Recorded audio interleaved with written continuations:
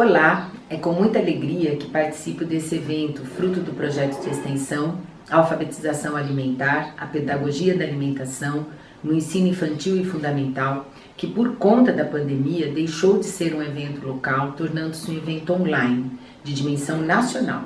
Essa, pelo menos, foi uma prática positiva de um acontecimento triste e ruim da nossa era, que é a pandemia da Covid-19. Abordarei nesse espaço alguns traços sobre a alimentação enquanto base da sobrevivência humana e cultural. Nosso ponto de partida não poderia ser outro que o da constatação de que todos os seres vivos precisam se alimentar para sobreviver. Porém, sabemos que a prática da alimentação tem variações dentre as espécies. No âmbito das cadeias alimentares, há um processo biológico que acontece para que todos os seres vivos possam sobreviver. Esse processo é formado num espaço mais amplo, que é o ecossistema, no qual todos os seres precisam uns dos outros para a sua alimentação. Por exemplo, as plantas, para sobreviver, realizam a fotossíntese, uma alimentação indireta, mas elas servem de alimentos diretos para os insetos, que servem de alimentos para os pássaros, que servem de alimentos para as cobras, que servem de alimentos para outros seres vivos e assim por diante. Uma característica singular da nossa espécie é a extraordinária variedade de alimentos que consome para a sua sobrevivência. Fomos e somos capazes de consumir alimentos de todas as origens, animal, vegetal, ovos, enfim, praticamente todos os produtos produzidos em todas as esferas da cadeia alimentar. Podemos afirmar, nesse sentido, que a alimentação é a exigência primeira para a sobrevivência humana. A alimentação, entretanto, não possui somente uma função biológica na vida humana. Ela possui também as dimensões política, pedagógica, ética e afetiva. Os sapiens têm evoluído desde a sua origem, passando por vários estágios de desenvolvimento. Tal desenvolvimento mostra-nos que a alimentação, assim como as demais ações humanas em nossa existência, está imediatamente vinculada à ação cultural. Podemos retomar aqui fatores demarcadores da evolução, tais como o surgimento da agricultura, da sociedade e com ela as religiões, a moeda, as leis, a escrita, do conhecimento de base racional. Chegando mais perto do nosso tempo, temos a Revolução Científica, em torno de 500 anos, e a Revolução Industrial e Tecnológica, iniciada há 200 anos. Na história da alimentação humana, alguns estudos mostram que a nossa espécie alimentou-se primeiro de frutos e raízes, depois com a evolução começou a ingerir carne crua, moluscos. A partir do domínio técnico do fogo, aprendeu a assar e cozinhar os alimentos.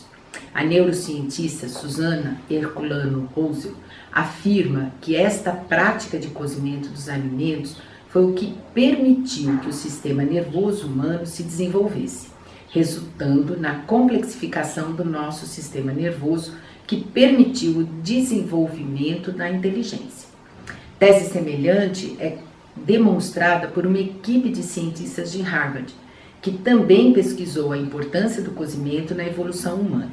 Essa equipe mostrou que cozinhar não só faz com que os vegetais fiquem mais macios e fáceis de se mastigar, como alimenta substancialmente o conteúdo energético disponível, que quando aquecidos tornam-se mais digestíveis e, portanto, liberam mais calorias. Antropologicamente falando, Lévi-Strauss afirma que a modificação do alimento do cru ao cozido denota a passagem do homem da condição biológica para a condição social e cultural. Assim, graças à cultura, a humanidade cria muitas e variadas formas de alimentação, que expressam relações como, por exemplo, as religiões, que proíbem o consumo de certos alimentos e tornam outros sagrados. Esse dado demonstra claramente que o alimento, que antes era utilizado para saciar a fome, passou a ser parte integrante da cultura humana. Está presente em festas, reuniões, eventos, celebrações. O conhecimento científico sobre os alimentos também contribui ao mostrar a importância da alimentação na longevidade e qualidade de vida. Estudos científicos comprovam o poder de certos alimentos e sua influência na humanidade, na saúde humana. Em contrapartida, o aumento do número de alimentos industrializados associados à vida moderna, falta de tempo e estresse do dia a dia, provocaram alterações no padrão alimentar, que nem sempre correspondem ao ideal. É cada vez maior o número de indivíduos acima do peso e com problemas de saúde relacionados à alimentação desequilibrada. A falta de alguns alimentos, assim como o excesso de outros inadequados, podem provocar, segundo a Organização Mundial da Saúde, a chamada fome oculta, que está se expandindo em toda a população, independente de classe social, idade ou sexo. A fome oculta é a necessidade orgânica de um ou mais nutrientes, mesmo não existindo sinais de carência. Os sintomas são geralmente percebidos em longo prazo ou até mesmo ignorados e podem culminar com o desenvolvimento de doenças como câncer, osteoporose, hipertensão, doenças cardiovasculares, entre outras. Mas cozinhar é também uma dimensão política, ou seja, está vinculada às relações de poder. Como já foi mencionado, o controle do fogo nos deu comida saborosa, segura e fácil de digerir. O ato de cocção dos alimentos não só nos diferenciou dos outros animais, como foi uma inovação tecnológica fundamental para a constituição humana.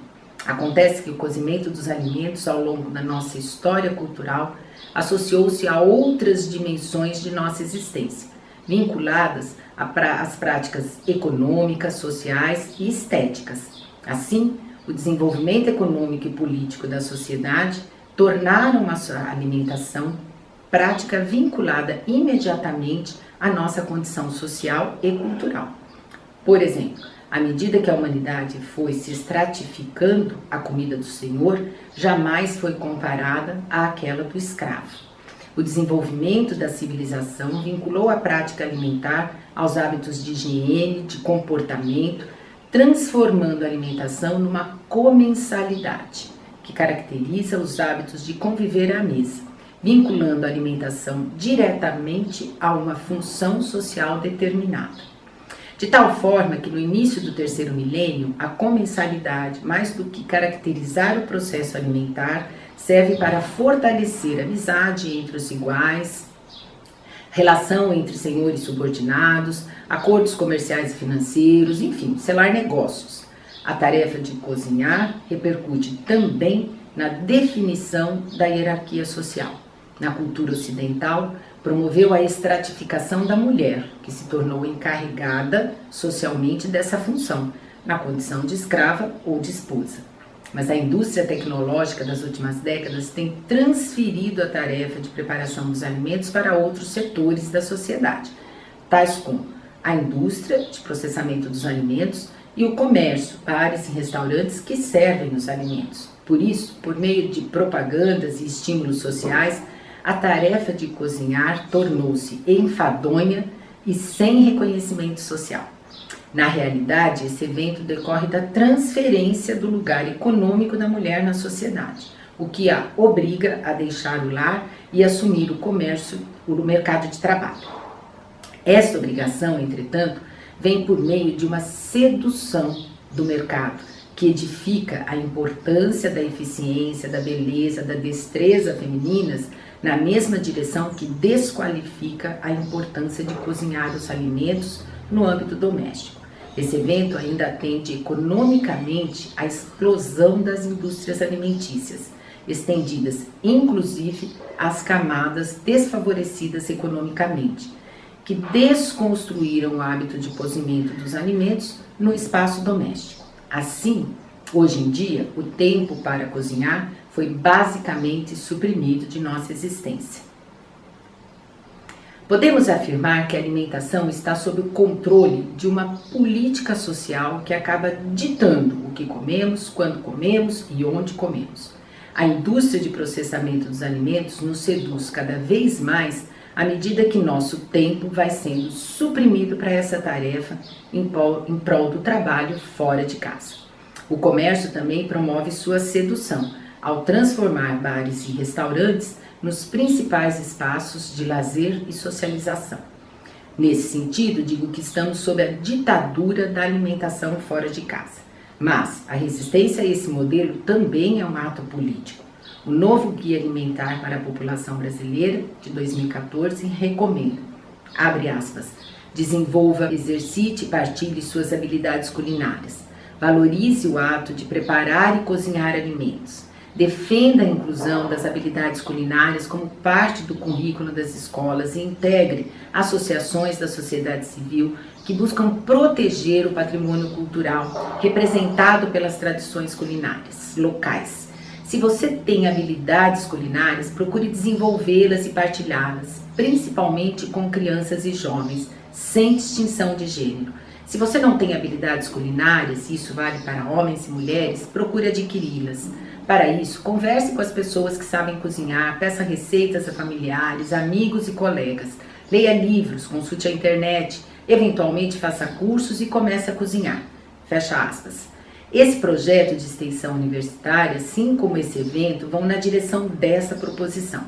Sabemos que a atual rotina não nos permite preparar todas as refeições em casa, mas vamos tentar, começando com apenas uma refeição ou com apenas um dia da semana, ensinando nossos alunos, nossos filhos e filhas, desde pequenos, a fazer o mesmo. Se fizermos o nosso melhor com aquilo que temos disponível, podemos trazer inúmeros benefícios para a saúde física e emocional de nós mesmos e de todos aqueles que amamos. E assim, para finalizar, ressalto aqui a dimensão afetiva da alimentação, com o intuito de resgatar a prática de cozinhar em casa. Tomo como incentivo um conto lindo de Mia Couto, intitulado Cozinhar é um Ato de Amor, no qual uma avó, preocupada com o neto que irá viajar, o interroga sobre aquilo que ela considera ser o principal, seu bem-estar, retratado pela preocupação com o lugar onde irá dormir, se será um lugar guardado pelos espíritos, e sobretudo com o que irá comer. No conto, diz vovó Nidzima, cozinhar é o mais privado e arriscado ato. No alimento se coloca ternura ou ódio, na panela se veste tempero ou veneno. Cozinhar não é serviço, meu neto. Cozinhar é um modo de amar os outros. E assim, vovó Nidzima, inconformada com a estranheza da viagem do neto, resolve acompanhá-lo, levando consigo galinhas para cozinhar suas refeições e com a preocupação de conhecer de perto as pessoas que iriam cuidar dele. Há outras tantas e belas histórias que relatam a íntima e rica relação entre as pessoas e a comida. Os romances, A Festa de Babette e Como Água para Chocolate também vão na direção de mostrar a arte de cozinhar como uma profunda forma de amar.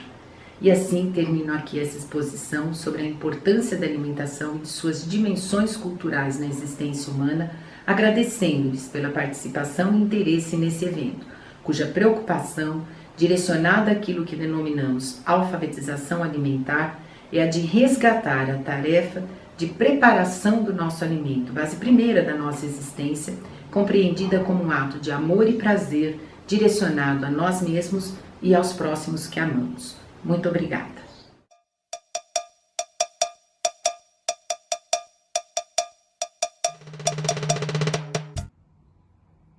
E aí, gostou do vídeo? Deixe seu like e se inscreva no canal.